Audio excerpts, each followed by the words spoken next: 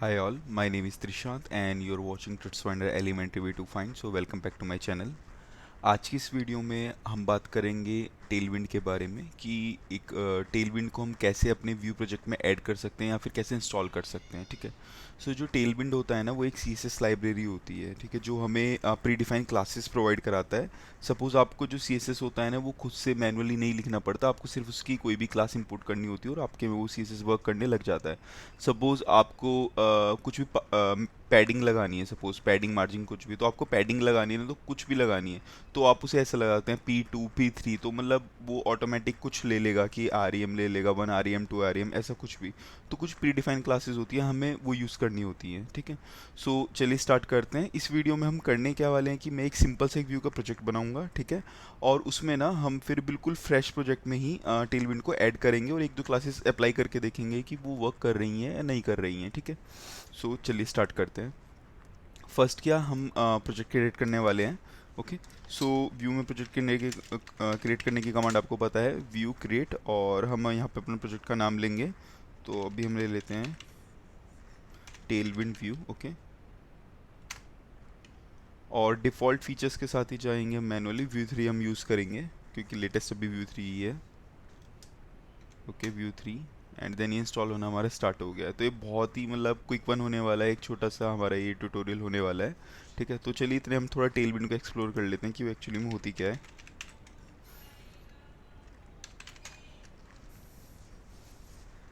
Okay. या तो आप यहाँ देख पा रहे होंगे टेलविंड CSS है utility for CSS framework. Okay. So ये हमें प्रोवाइड कर रहा है कुछ CSS क्लासेस। तो हम इस पे आ जाते हैं, अब इसके अंदर देख लेते हैं होता क्या है। ऐसी ना टेलविंड की तरह हमारे पास बहुत सारी होती हैं, जैसे बूटस्ट्रैप भी होती है। ठीक है। तो हम कोई भी यूज़ कर सकते हैं, बट हाँ टेलविंड काफ़ी ज़्यादा यूज़ करते हैं प्रोजेक्ट्स में, तो इसलिए हम टेलविंड का ही देखेंगे आज। तो आप देख पा रहे होंगे, सपोज आप ट्रेडिशनल अगर CSS अप्लाई करते हैं डिस्प्ले फ्लेक्स लगाते हैं, बट अगर आप यहाँ सिंपली फ्लेक्स लिख देंगे ना तो आपकी वो लग जाएगी, और आपको एक क्लास में यूज़ करना है, क्लास लगानी है। ठीक है।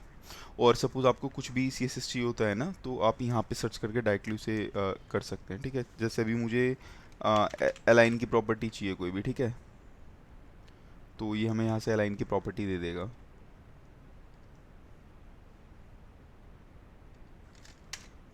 आई थिंक अभी कोई इशू है, ये अभी दिखा नहीं रहा है यहाँ पे। आप यहाँ पे भी सर्च कर सकते हैं क्विक सर्च में। तो ये खोल लिया है, यहाँ पे इंस्टॉलेशन का ना इन्होंने पूरा दे रखा है कि ये कैसे इंस्टॉल होगा, क्या करना है हमें, है ना। तो जो भी चीज़ें हैं ना, सारी हमें वो यहाँ पे मिल जाएंगी। ओके।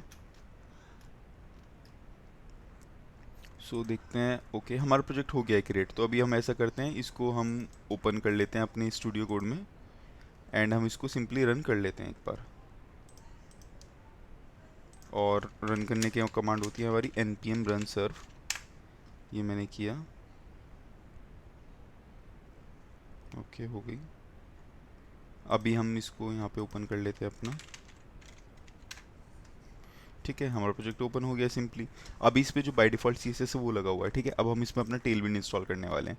सबसे पहले क्या करना रहेगा, हमारी जो टेलविंड की लाइब्रेरी है वो इंस्टॉल करेंगे हम इसमें। तो चलिए करते हैं बिल्कुल लेटेस्ट से।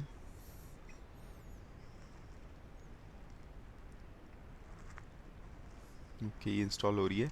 एंड जैसे ही हमारा इंस्टॉल हो जाएगा ना, इसके बाद एक डिफ़ॉल्ट फाइल क्रिएट होती है कि tailwind.config.js।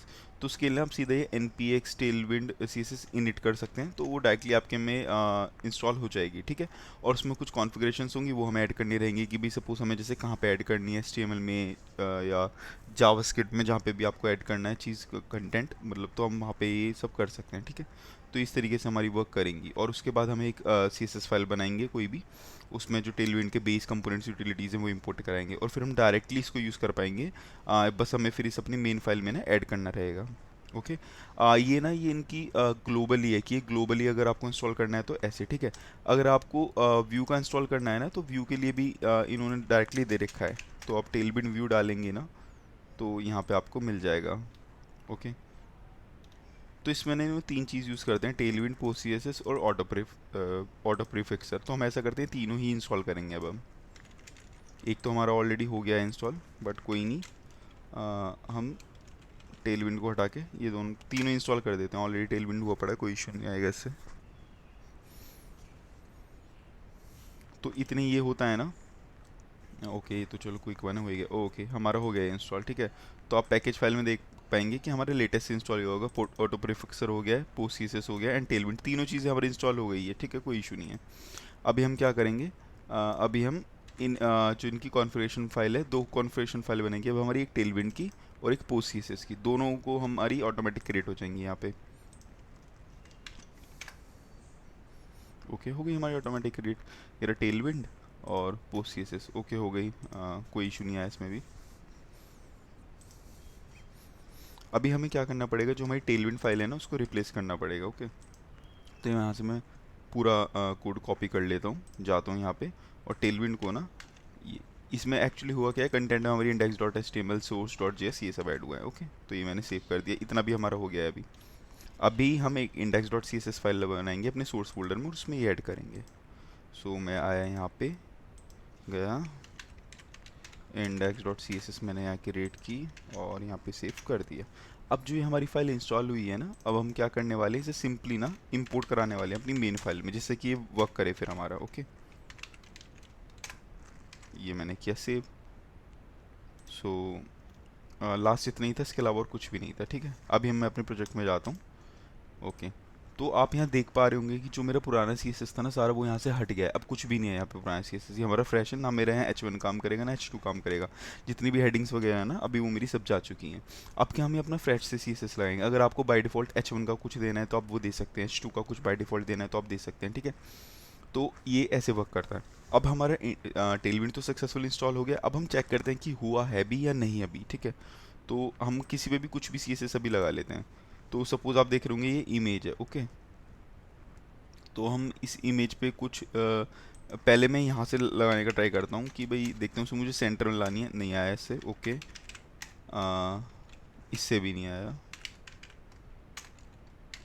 ओके, तो यहाँ पे आप देख पा रहे होंगे मेरा मार्जिन ऑटो ना वर्क कर रहा है यहाँ पे। तो मैं ऐसा करता हूँ, इमेज पे जाके व्यू लोगो वाली, वहाँ पे मार्जिन ऑटो लगाने का ट्राई करता हूँ, ठीक है। और मार्जिन ऑटो के लिए ना एम ऑटो करके होता है, ठीक है। तो हम उसी चीज़ को यहाँ पे अप्लाई करते हैं, हेलो वर्ल्ड इमेज एरी, ठीक है। तो मैं सिंपली क्या करूँगा, यहाँ क्लास लूँगा और यहाँ एम ऑटो को अप्लाई कर दूंगा। ओके, तो मैं ये करता हूँ सेव। ओके, सो अभी किसी रीज़न से हमारा यहाँ एम ऑटो वर्क नहीं कर रहा है, तो हम देख लेते हैं क्लास अप्लाई हुई है या नहीं अभी। ओके, सो इमेज पे हमारी क्लास से अप्लाई हुई है बट ये वर्क नहीं कर रहा है, तो हमें इसके लिए ना अपना कॉन्फ़िगरेशन फाइल चेक करनी पड़ेगी कि क्यों वर्क नहीं कर रहा है ये। सो हम यहाँ पे आते हैं, यहाँ पे हमारी एम ऑटो क्लास सही लग रही है एकदम, index dot C S S भी सही है। ओके, सो यहाँ कंटेंट में हम वो फाइल सेट करते हैं जहाँ हमारा जो ये सी से अप्लाई होना चाहिए। तो यहाँ पे जे एस भी है, टी एस भी है। ओके, सो यहाँ पे ना हमारी व्यू फाइल नहीं है, तो हम यहाँ पे व्यू को ऐड कर देते हैं सिंपली और सेव कर देते हैं। अभी चेक करते हैं एक और बार। ओके, सो यहाँ हमारी एम ऑटो लग गई है, ठीक है, इससे कोई कंसर्न नहीं है, एम ऑटो हमारी लग गई है।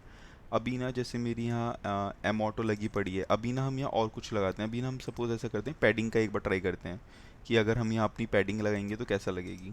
तो पैडिंग के लिए हमें ऐप डॉट व्यू में आना पड़ेगा। ओके, सो पैडिंग के लिए पी होता है और यहाँ पे आप जो भी लगाना चाहे 2 3 4 वो लगा सकते हैं, तो भी हम 2 लगाते हैं यहाँ, ठीक है। सेव करा मैंने। और जैसे आपको एक्स एक्सिस या वाई एक्सिस पे लगानी है, मतलब कि टॉप और बॉटम पे लगानी है, तो आप एक्स या वाई यूज़ कर पाएंगे, राइट या लेफ्ट के लिए, ठीक है। तो पी एक्स पी वाई ऐसे यूज़ कर सकते हैं आप उन चीज़ के लिए, ठीक है। सो अभी हमने पैडिंग 2 लगाई है, तो देखते हैं ब्राउज़र में। इसके लिए मुझे होवर करना। ओके, तो पैडिंग 2 यहाँ पे लग गई है, देखिए आप 0.5 REM लग रही है उसके लिए हमारे, ठीक है। हम इसको बढ़ाने का ट्राई करते हैं, हम इसे P10 करते हैं अभी। मैं गया, ओके, एंड इसको फिर से हम होवर करते हैं। ओके, सो P10 आपने देखा तो 2.5 REM हमारी लगी है यहाँ पे, ठीक है। सो इस तरीके से ना टेलविंड जो है हमारे में वर्क करती है, बहुत इजी है इसको इंस्टॉल करना, ज़्यादा कुछ कॉन्फ़िगरेशन हमें सेट नहीं करने होते। वाइट में भी आप सेम इसी तरीके से कर सकते हैं, ठीक है, व्यू में भी आप इसी तरीके से कर सकते हैं, कुछ ज़्यादा चेंजेस नहीं होते। बट हाँ, इन्होंने यहाँ जो कॉन्फ़िगरेशन दे रखी है, यहाँ पे आपको सिर्फ व्यू और ऐड करना पड़ेगा आगे डॉट व्यू एक्सटेंशन की, क्योंकि हमारी फाइल्स होती हैं तो ये आपके लिए वर्क करेगा, ठीक है। और आपको सपोज़ कुछ बाय डिफ़ॉल्ट थीम देनी है कि सपोज़ यहाँ पे डार्क या लाइट थीम, तो आप उस चीज़ को यहाँ दे सकते हैं, या फिर आपको अलग से और भी कोई प्लगइन्स यूज़ करने हैं तो आप उनको यहाँ पे ही कर सकते हैं, ठीक है। तो ये एक इजी टू इंस्टॉल लाइब्रेरी है, आप इसको डायरेक्टली कॉन्फ़िगर कर सकते हैं। सो इस वीडियो में इतना ही था, नेक्स्ट वीडियोज़ में हम आते हैं और कुछ नए अच्छे टॉपिक्स के साथ, या फिर आप भी हमें और कुछ सजेस्ट कर सकते हैं कि हमें ये लाइब्रेरी यूज़ करनी है, वो लाइब्रेरी यूज़ करनी है, तो हम उसके साथ नई वीडियोज़ के साथ आते हैं। तब तक के लिए थैंक यू एंड